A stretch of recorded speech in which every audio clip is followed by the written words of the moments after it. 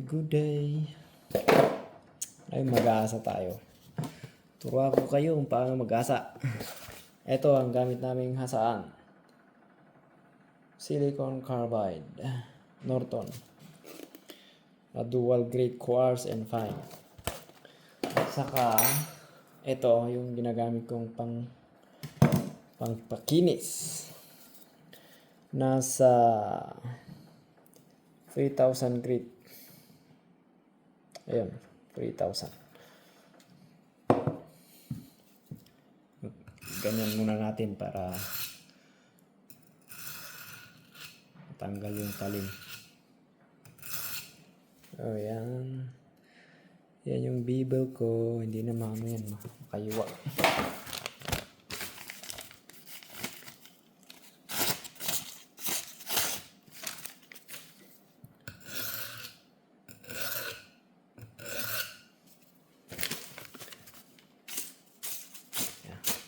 Ayan. So, ito, ginagamit namin oil. Oil base siya. So, ang una kong gagawin, yan. Gawa ako ng bevel. Bevel. Pantayin ko yung bevel. Tapos yung, gawa muna ako ng burr. Yan. Simula ako dito, mababa yung angle ko. Nasa mga 15 to 20 degrees lang to. Magsimula ako sa heel to tip. Ganito lang. Ganito lang. Heel. Hindi ako masyadong nagbibilang. Walang bilang. Basta ganyan lang ganyan. O kaya, gusto na ako pag ganito.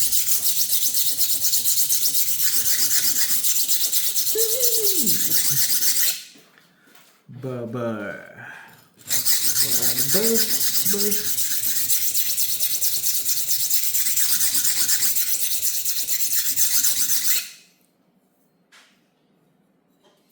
Pakita ko sa inyo kung ano yung burr. Ano yung burr? Yung guide natin para mapatalim yung kutsilyo.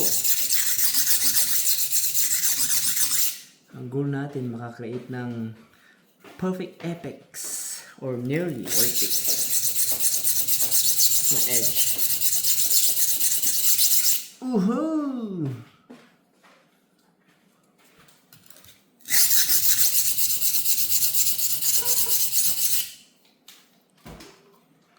Tagal naman.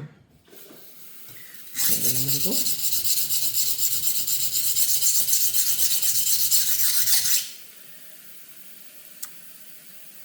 Gasa natin.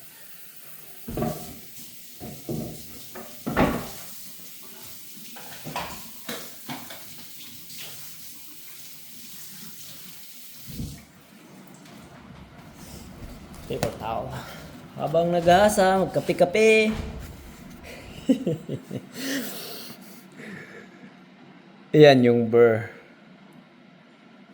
Kikita nyo. Ayan o. Ayan ang dulo. Ayan. Dito.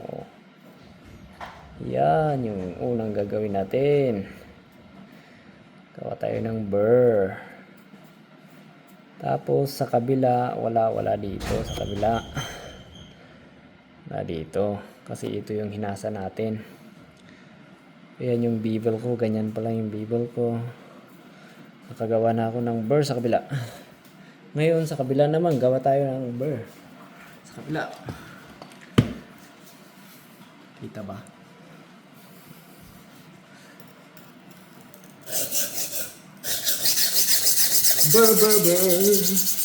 Burr. Sige lang, guys.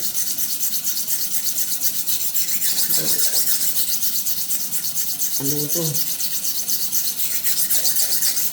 Magaspang. Unahin muna natin sa magaspang. Parehas lang ang process sa magaspang tapos hanggang makinis. Parehas lang ang process. Ayan na. Just wipe it. Wipe.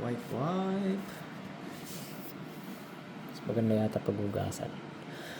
Ayan, makita na. Kita nyo, ayan o. Ayan ang burr. Ayan. Ganyan nyo para maramdaman nyo kung hindi nyo makita. Ayan. Ganyan. Sasabit yung daliri mo. Pag nakagawa na tayo ng burr, ang susunod, tanggalin natin yan, burr na yan. Parehas din na process, pero ano lang, light process, light pressure.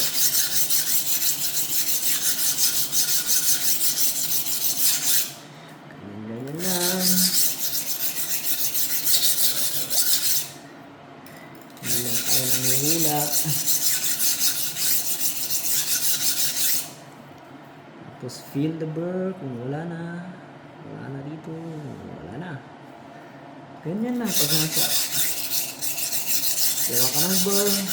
Tanggalin mo na yung burr. Ay, natagawa ka ng burr. Tanggalin mo yung burr. Siyempre, papantayin mo yung bevel niya para yung bevel. Makakreate ka ng perfect vertex. O yung edge mo, makabit.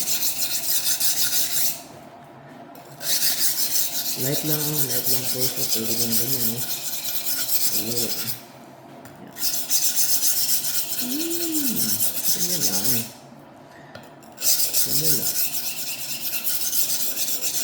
Pwede ganyan.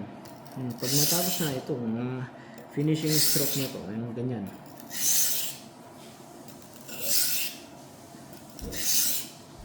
Let's see. Kung meron pang burr. Okay.